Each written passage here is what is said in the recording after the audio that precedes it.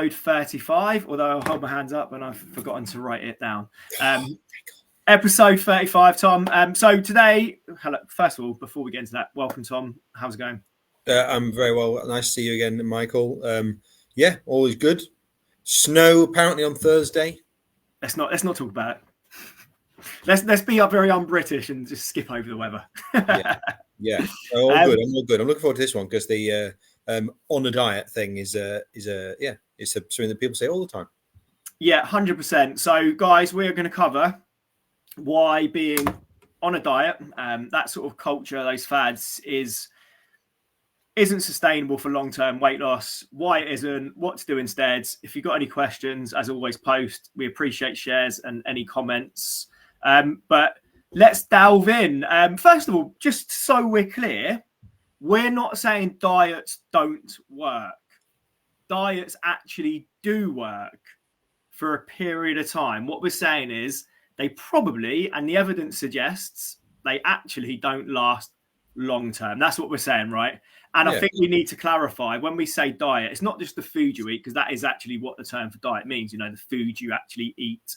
It's a fad diet, or I'm on a diet. You're following a certain thing, low carb, high, I don't know, cutting out carbs, keto. We're saying those fad sort of I'm on a diet things don't work long term. So let's just get that out first. Yeah, it's just the whole phrasing around it, isn't it? Yeah. Because if you look at the research, when they're doing research on, if we're talking about weight loss, like with low fat, high protein, all those things, when they put them together and done big kind of meta-analysis, they do all work when followed. Mm-hmm. Obviously, don't all the weird ones, like where you, I don't know, all the weird stuff, avoid that like the plague. But like the standard kind of, I'm going to reduce my fat, or I'm going to kind of have a higher protein one, all the kind of the decent, well kind of research ones do all work when followed. But I think it's more the phrasing, isn't it? It's like saying, I'm going to go on this thing. I'm going to step out of my normal life. And I'm going to go into this mode, into diet mode over here for a month. And then when I come back out of it, I'm going to be sorted. And that's probably maybe maybe it's the thinking around it is more important. Yeah, 100%. And that's what we're going to cover today. If you're on a diet, it's that phrase, isn't it? I'm on a diet, which suggests a period of time it's going to stop. Yeah, it's short term. It's like I'm going to do this for short term. Yeah. So the reason why that doesn't work, and it is true, there's just loads of studies for this, that they say within 2 years, people that go on these diets that have success, lose a significant amount of weight, actually regain it and more within 2 years, and that's 95%. So if you think about that in a room full of people, you got 20 people, and you ask 20 of them to stand up, and then you say to them, only one of you is going to keep the weight off that you've lost in these last 2 years. The rest of you sit down. That one person stand up. That sort of shows you, I think, when you think about that, 1 in 20 is actually going to keep that weight off. It's quite eye-opening, right? Yeah, and it's kind of people generally get stuck in the same kind of mode as well, I think, of this, and I think it's probably a caused by the whole industry, I imagine, being pushing these things, and it becomes like the norm, I guess, for people. If I'm trying to lose weight, this is what I'm going to do. And it is short term, and I think for me that your diet is just what you eat. Mm-hmm. Yeah, and it's just how you eat. And I would say again, for most diets probably aren't how people like to eat. And certainly if it's miles away from how you like to eat, you're just going to hate it, and it's not going to be a long-term thing. And like the title is here, if it only works if it's sustainable and it lasts long-term. Yeah, so I always ask this question: could I see myself doing this in 5 years' time? If the answer is no, then it's not sustainable. You're never going to stick to it. And I've had countless conversations where people have done like a diet plan or a program, and they were doing crazy stuff like eating ridiculous foods that they don't like people that like hate broccoli, but they were broccoli with every meal, and spinach and like all these things. And they're like, yeah, it was great. I lost 2 stone whilst I was on it. As soon as I come off it, I put all the weight back on and some more. And it's just another thing then that hasn't worked.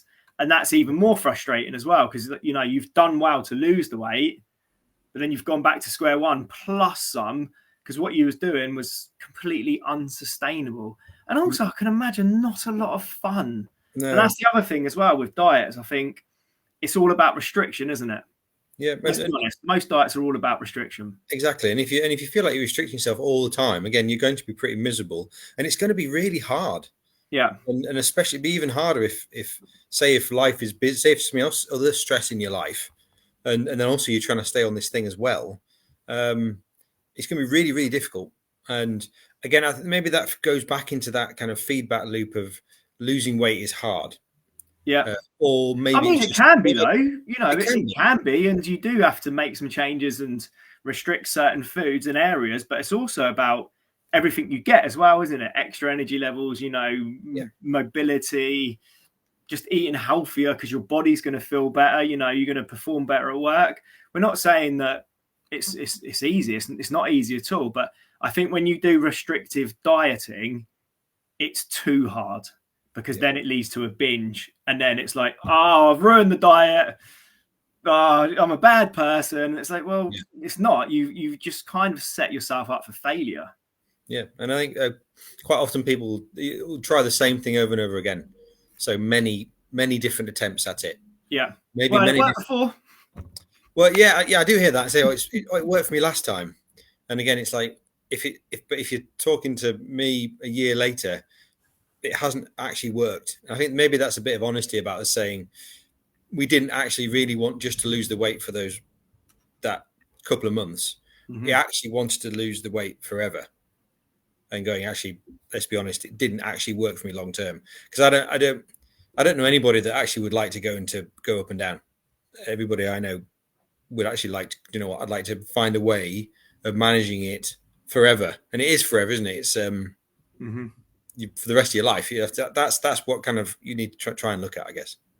Yeah, I think that's really important to look at as well, you know, because it is a lifelong, not pursuit, but it's a lifelong journey. I'm not a big fan of the word journey, but you know, it is a lifelong journey, isn't it? To look after your health, to maintain your weight, to do all the things you want to do. It's not, you can't really just stop.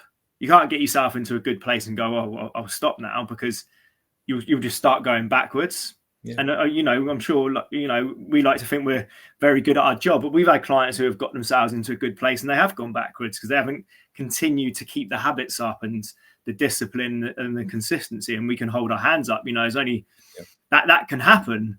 But if you're constantly doing the same thing, the same diet, you've really got to question, is it a long-term strategy? Is it going to work? Why am I doing it again? I think sometimes it's a comfort thing, right? Yeah, I know this place. I know how to do it. I don't have to learn something new. I don't have to follow a new thing. I'll just go back into that thing and I'll try that again, and I'll do that again. But this time it'd be different. Yeah, and sometimes maybe that's tied into maybe motivation. Maybe again, early January motivation, I guess, or I'm going on my summer holiday motivation. Yeah, or it's September and I've had a kind of a summer of debauchery, and I mean, as kind of people who in this industry, that's we see this cycle in the year, don't we? Mm-hmm. Kind of a bit of a mad rush in January, kind of all goes a bit quiet. Summer holidays are coming along, bit of a mad rush. Summer, people kind of let themselves go a little bit, and then kind of September, it kind of all kind of kicks off again. So again, it's maybe it's being honest with yourself and saying, do you want to carry on doing that up and down? Or do you want to find a way of not being on a diet, but actually thinking, how can I manage my weight and my food around the stuff that I enjoy to do and around my life? I think one of the big things that I've noticed is what happens is people just want it yesterday. So it's so important to remember the weight doesn't go on overnight. It doesn't come off overnight. And I think people restrict calories so much. They try certain things that aren't enjoyable because they want to get the weight off as quick as possible, and that's understandable because they're not feeling good. But if you go, do you know what, I'm going to be a bit patient on this, I'm not going to reduce the calories so much, I'm going to obviously be in a calorie deficit, so I'm losing weight, but I know it's going to take a little bit of time, but then I've got more freedom to enjoy the foods I want to enjoy, as opposed to going, I don't know, 1,500 calories every day. Yeah. It's going to be very, very hard to maintain that. Or even sometimes people do lower, like 1,200. Yeah. You're going to have no energy at all, you know, and you also... There are low ones. I mean, there are ones that are like in the hundreds. Crazy. And yeah, that's well exercise, below you. You're never going to want to exercise, you know, and that's so important as well. You know, it's exercise. It's not definitely not the biggest lever when it comes to weight loss, but it's the thing that helps you to feel good, lift your moods, endorphins. You know, if you're on a really low calorie diet, it's just going to be miserable, and you know, cutting out carbs and all these things. And one thing I did want to cover, so I think, you know, I reckon we've covered why diet culture isn't sustainable long term. I think we've given some insights into that. What if someone's listening to this, Tom? Where would you start? Because I think some people are, that's all good, but where should I start? What should I do from here? I don't want to do an unsustainable diet. What should I do? If we're kind of with weight loss, I think one of the first things I guess to do is try and break it down into some small, manageable chunks and really simple things. And again, like you said about the thinking a bit more long term, am my voice in time in my face? It's literally just started to happen now. Yes, I feel like I'm a little bit behind. I'll keep talking. I might turn my camera on off, but I'll keep talking. So I would maybe take that little bit of faith.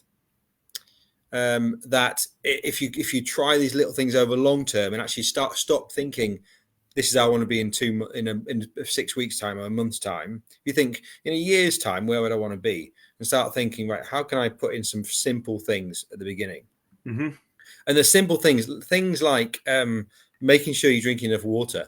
I mean, that's a really simple one to go in and you're not restricting yourself. All you're doing is adding something in which you know is good for you.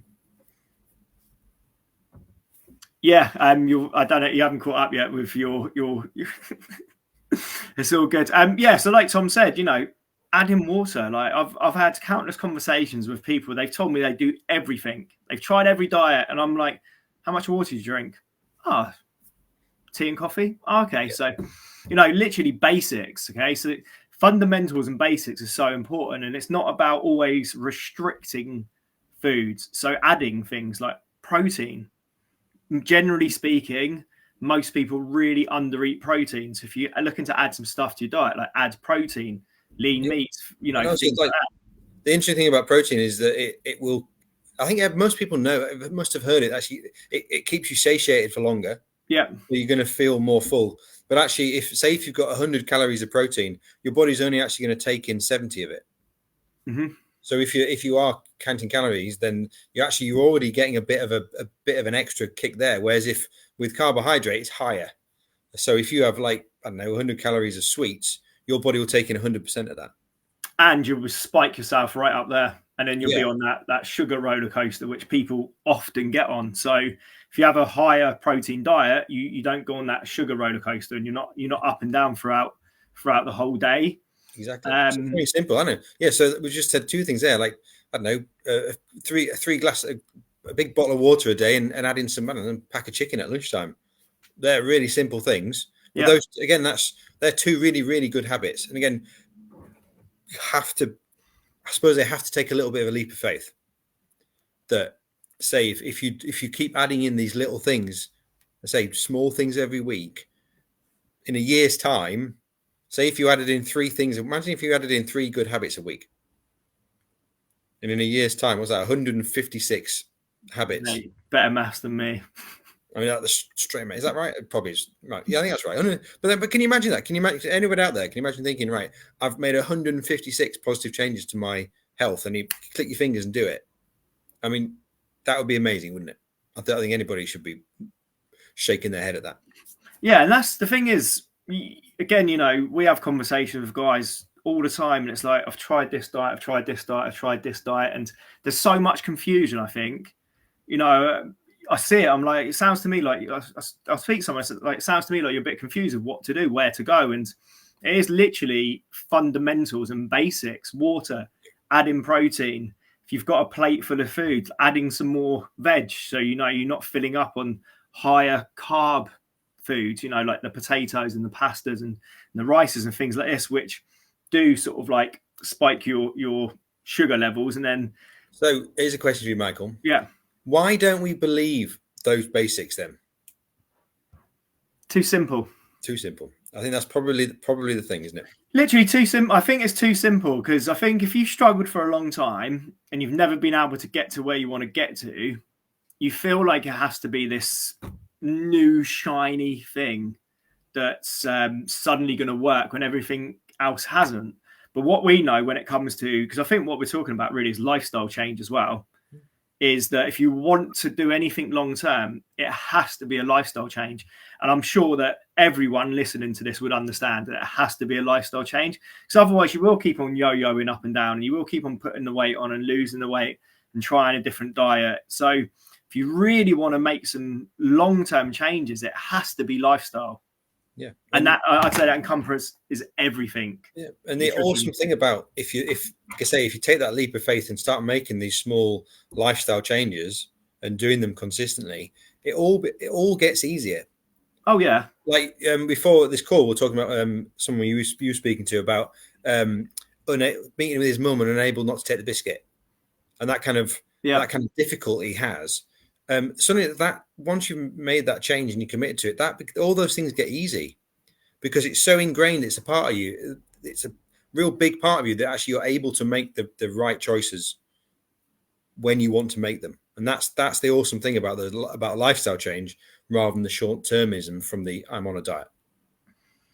Yeah, I think things have definitely changed, and I hope people are getting a little bit more educated, because it did used to be low carb was the thing and low calorie, and you got all those different diet things you can buy in the shops. And by the way, people, if you're listening to this, like, it is easy to get sucked in on that, because you think, oh, this meal, that's great, it's 400 calories. But if you're eating a meal that big, might be 400 calories, but you're going to be looking for the next bit of food like in about an hour's time. So you can't just restrict calories all the time, because you're going to be hungry, so it really does have to be long-term, adding protein, getting your water in.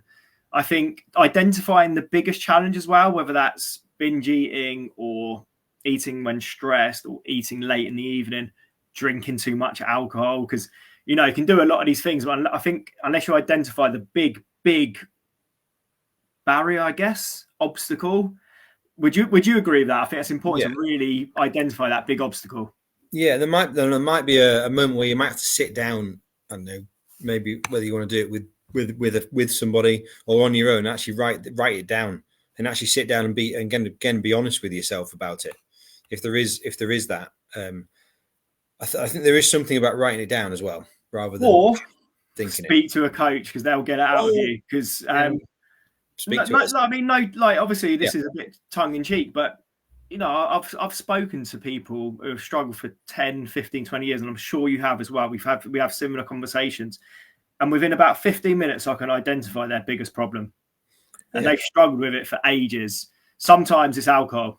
I just didn't realize I was drinking so much, or maybe they're just in a bit of denial, and then they suddenly have this breakthrough and like, fuck, that was the thing that's been holding me back for all these years. Or they thought they knew a bit more about nutrition. They just had no clue. So then they're like, I didn't realize that was my nutrition was so bad. Or who knows what it is. There's been countless occasions when that's happened. You have those breakthroughs. So maybe potentially speak to a coach or be honest with yourself and look at what's going on. Yeah, I think so. And it's okay to ask for help as well. And again, it's sometimes, I'm sure you've had it where I've spoken to people and they haven't become a client, and then I've had messages saying that conversation that we had was actually the trigger, the turning point. And it is, again, it's, I suppose the good thing about somebody external, a coach, for example, is we're not influenced by any previous history. We're not tied to you. We don't know who you are. I'm just getting to know you, and we're able to ask those really honest questions and get you to answer them. Well, I mean, the job of a coach, whether that's health like we do, or business, or I don't know, marketing. If you're working on any of these things, the first thing is identify the problem, isn't it?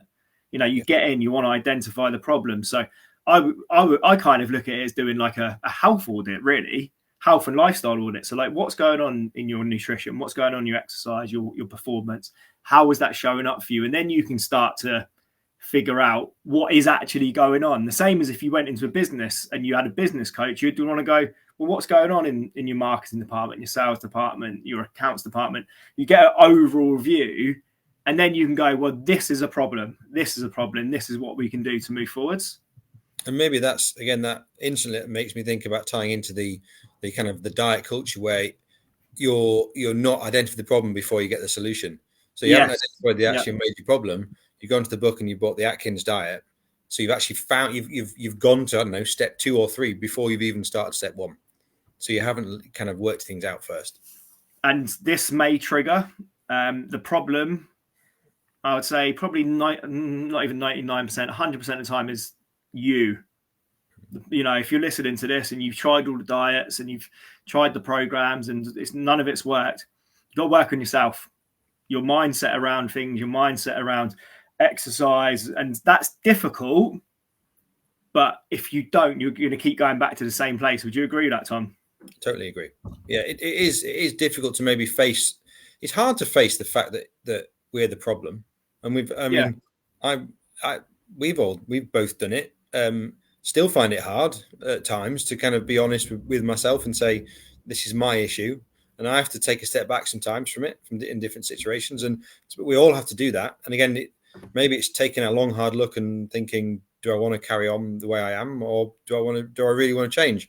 And if I really want to change, I've got to sit down and face the reality and look in the mirror. And that's not saying that's it's not easy, and you don't necessarily have to do that straight away. It can grow as like I remember speaking to an awesome client. Sometimes he watches that. He's called Dave, and I remember us being about halfway through, and he was like, "I've realised something," and I was like, "Oh yeah." He was like, "I've been the problem all along. It's me. I've been the problem." The different fads he's tried, the relationship he had with food. He was like, I hold my hands up. I've realised I'm the problem. But the great thing about that was like, he's now in control. It's on him. He's got the power. Yeah, it's a responsibility. What happens, and it was a breakthrough for him. It was really powerful. So you're not necessarily going to have that day one when you're making these changes go, I'm the problem. But you might, after a period of time, go, actually, it was me. It was my mindset around food, or it was my mindset around exercise, or how I dealt with difficulty and stresses and all these things. That makes sense, right? It does. It is like you are the problem, but also you are the solution. Yeah. And inside your head is all the answers that you need. It's just a matter of eking those answers out, and a lot. And like I said, you wouldn't do it at first. So when a client turns up, you wouldn't go straight into that. But like you said, 4 or 5 weeks in, when they come at you and say, that's an awesome moment, isn't it? When someone says, do you know what? I've worked this out. And again, sometimes it's that open and honest forum, isn't it? Which in most of our lives we don't really have, do we? Chance to be fully open and honest with somebody. No, it's so powerful though, because once you accept responsibility and maybe you reflect on each day and each week, you can go, I could have maybe done this different, and that's on me. Yeah. It wasn't because the gym was closed. It wasn't because Tony in the office was being an arsehole. I made these decisions because it's on me. I'm not drinking because my boss is a dickhead. I'm making that choice because it's on me. But then the flip to that is, when you do get a bit more energy, when you do reduce your stress, you're exercising more, you're actually equipped to take on all these challenges and just be better, really, right? Yeah. If you're healthier and your body's not fighting kind of itself anymore, you do have more space and you do have more capacity to do all that stuff, whether it's work, family, exercise, whatever it is, decision making. And say if you've got energy, it's not just your physical energy; it's also your ability to make decisions and make the right choices. And if you've got that energy, you're able to do it. All right. So if we to wrap up, if we just gave a few key takeaways that someone was like, they listen to this like all good, but what should I just go away and do? Like 2 or 3 things. What would you say? I think it's like you said. I think your suggestion of the kind of identifying the main problem first.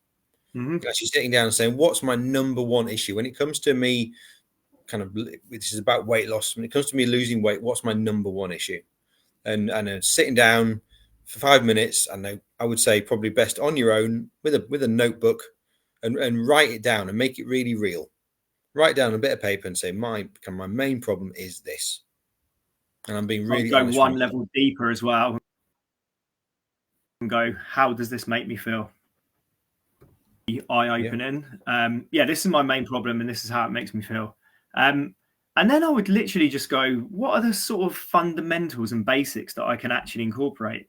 More water, increase in the protein. And this is all diet. This is not nutrition. This is all nutrition related. We're not going to go into exercise. But increasing obviously your water intake, so you're getting hydrated, adding some protein. I would look at adding some vegetables, to your diet.